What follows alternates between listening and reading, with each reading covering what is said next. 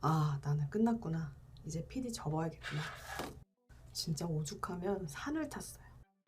안녕하세요. 직장인 편PD입니다. 오늘은 내 일상을 무너뜨리는 직장 상사 대처법에 대해서 알아볼게요. PD 하면 굉장히 권위적인 줄 아시는 분들 계시더라고요. 큐 하고 막 신호도 주고, 예능 PD 하면 혼자 결정하고 지시를 내릴 것 같지만 저에게도 상사가 있습니다. 저희는 CP라고 불러요. 저에게 이 CP가 중요한 이유는 이분의 손에 저의 입봉 여부가 달려있기 때문입니다. 메인 PD가 돼서 자기 작품을 하게 되는 그런 일이에요. 짧게는 5년에서 길게는 10년 정도 조연출 과정을 거치게 되는데요. 조연출 과정이라 함은 좀 옛날식 유머이긴 한데, PD의 약자가 뭐 피 터지고 뒤지게 힘든 직업 이거의 줄임말이다, 이런 말이 있었던 것처럼 피폐한 시기를 조연출 과정이라고, 저도 그런 시기를 거쳐서 입봉할 기회가 생겼는데요. 제 모든 동기들이 입봉을 이미 한 상태였고 저는 꼴등으로 입봉을 하게 된 상황이었거든요. 사실 지금 생각하면 1, 2년 빠르고 늦고는 아무것도 아닌데, 그때는 제 동기들이 제 비교 대상의 전부잖아요. 그래서 사실 와, 나만 밀려났구나, 나만 꼴등이구나, 이런 생각 때문에 굉장히 초조하던 상황이었어요. 사실 학폭이 무섭고 정당화되지 않는 이유가 뭔가요? 학창 시절에는 그 교실과 친구들이 그 세상의 전부잖아요. 근데 거기서 누군가 폭력을 가하고 상처를 주면 그 세상 자체가 무너지는 거잖아요. 그때 당시에는 같이 동시에 입사한 동기들이 제가 볼 수 있는 세상의 전부였기 때문에 제가 나고 자고 꼴찌라는 생각을 지울 수 없어 정말 열심히 며칠 밤을 지새워서 기획안을 썼고, 그때 주제는 제가 책으로도 냈던 주제인 펜으로 잡았어요. 저의 상사인 부장님께 가져간 거죠. 부장님의 반응은 굉장히 단호했어요. 펜이라는 주제는 굉장히 관심이 안 간다, 올드하다, 기획안을 폐기하라는 지시를 하셨어요. 폐기라는 단어가 굉장히 비수로 꽂히더라고요. 진짜 눈물이 뚝 떨어질 것 같았어요. 저에게 그 부장님은 저의 입봉을 결정짓는 단 한 분이었고, 그런 중요한 분의 눈에 들지 못했다는 생각에 진짜 세상이 무너지는 것 같았고, 아, 나는 이제 메인 PD가 못 되는구나, 이런 극단적인 생각이 들어서, 제가 진짜 사실은 자랑이 아니지만 게으른 편이에요. 게으른 편이고 정말 운동을 싫어하고 지금까지도 싫어하는 편인데, 새벽 5시 반이면 눈이 떠지더라고요. 분노가 이렇게 무섭습니다. 5시 반에 눈이 떠져가지고 뒷산에 매일같이 올랐어요. 그냥 이거는 제가 막 뭔가 의식해서 한 행동이 아니라 이렇게 하지 않으면 진짜 미치겠더라고요. 산에 오르면서 계속 혼자 중얼거렸어요. 나는 할 수 있는 능력이 있는 사람이다, 이런 얘기를 미친 사람처럼 막 떠들면서 그렇게 한 1년 정도 가까이 살았어요. 저를 괴롭히면서. 그리고 결국 그 폐기하려던 기획안은 사내 공모전에서 상을 받아서 정규 프로그램이 되는 성과를 얻었어요. 무슨 일이 있었던 걸까요? 하나뿐인 상사가 나를 싫어하면 모든 게 끝난 줄 알았는데 말이죠. 저처럼 상사가 나를 싫어한다고 믿는 여러분들, 3가지만 주목해주세요. 첫 번째, 상사의 독설은 정말로 나를 부정해서 얘기한 독설이 아니에요. 그분도 엄연히 취향이 있고요.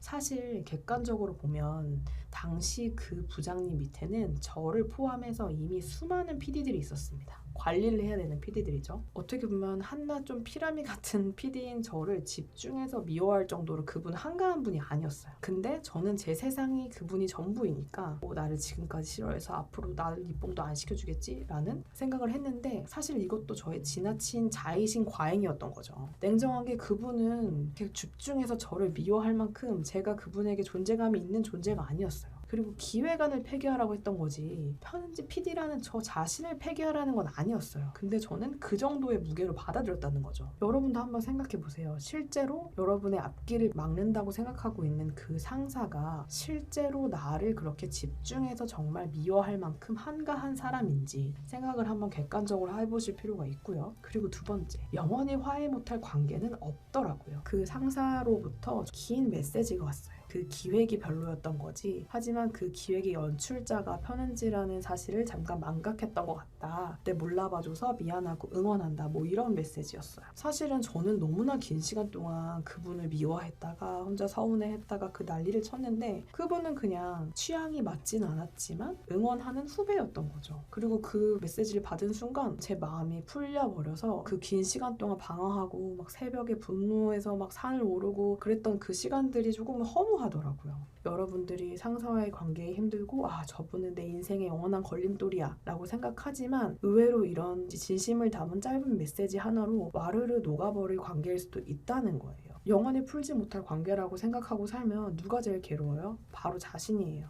제가 제일 괴롭더라고요. 누군가를 미워하거나 욕을 하거나 하면 개운할 것 같지만 화를 내는 사람들이 제일 힘들어요. 뜨거운 불덩이를 그 사람한테 던지기까지 내 손에 쥐고 있는 거나 마찬가지거든요. 그리고 마지막 세 번째, 내가 싫어하는 사람의 흥미 포인트를 한 번이라도 생각해 보라는 거예요. 이거는 좀 아부랑은 달라요. 소통하려는 노력이라고 봐주시면 될 것 같습니다. 아유, 저 사람은 피 한 방울 안 나올 악마 같은 사람이야 라고 생각하지만 그분이 눈을 반짝이는 포인트가 있어요. 모두가 싫어하는 상사가 있었어요. 저분이랑은 엮이지도 말고 말도 하지 마. 제가 그분을 가만히 지켜보니까 그분은 가죽 많이 하시더라고요. 심지어 가죽에 관한 잡지를 구독해서 보실 정도로 매니아였어요.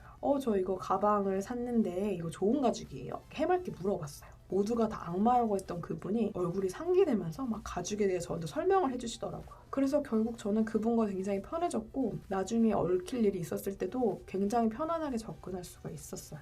이건 사실은 아부라기보다는 그분이 숨통을 열 만한 그런 토크거리를 제가 찾아낸 거잖아요. 누구나 눈이 반짝이는 포인트가 있어요. 제가 1박 2일이란 프로그램 조연출을 굉장히 길게 했는데 농사를 짓는 분이 있다고 가정을 해볼게요. 고추 농사를 하시는 분이면 이거 고추 가지를 어떻게 정리하면 제일 빨리 할 수 있어요? 이런 질문만 해도 나이도 많으시고 아무 의욕도 없었던 그런 분도 눈을 빛내면서 노하우를 얘기해 주세요. 그리고 이걸 건드리면 결론적으로 제 삶이 편해집니다. 특히 이게 상사의 경우엔 더욱 그렇죠. 여러분들이 조금 더 영리하게 생각한다면 상사가 눈을 빛내는 포인트를 잡아서 그 상사를 움직이면 되는 거예요. 그럼 그분이 움직여주시면 제 삶은 되게 편안해집니다. 제가 그 고추 가지 정리법을 물어봤을 때 사실은 다 제가 해야 하는 일이었어요. 그분의 호기심만 자극했을 뿐인데 그분이 몸소 시범을 보여주시면 제가 할 일 없더라고요. 근데 일은 제일 빨리 끝났습니다.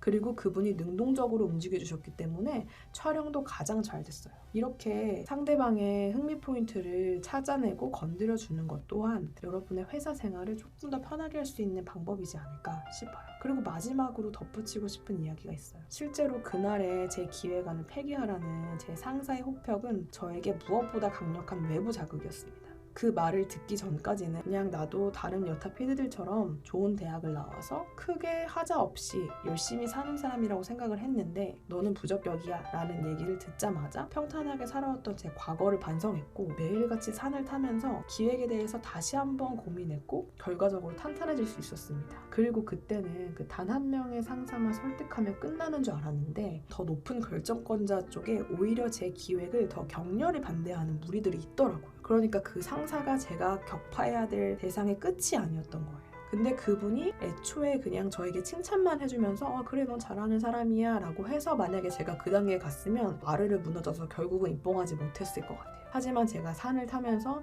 이게 왜 싫다 그랬지? 이거는 어떻게 해야 좋아하실까? 다시 생각해봤기 때문에 여러 단계에서 그 수많은 대응 근거들을 얘기하면서 통과할 수 있었어요. 부정의 늪에 빠지면 세상이 나를 싫어한다고 착각을 하게 됩니다. 그런데 일시적 거절과 영원한 배제를 구별하지 못하면 안 돼요. 한 번 거절했다고 해서 제 미래나 가능성 자체를 부정한 것도 아니에요. 근데 듣는 사람은 특히 결정권이 없는 저 같은 직장인 입장에서는 사형 선고 받아들이듯 생각하게 돼요. 부정의 늪에서 벗어나기 위해서라도 세 가지 포인트를 한번 객관적으로 생각해 보시면 도움이 되지 않을까요? 오늘도 여러분을 구해드리고 싶은 직장인 현PD였습니다.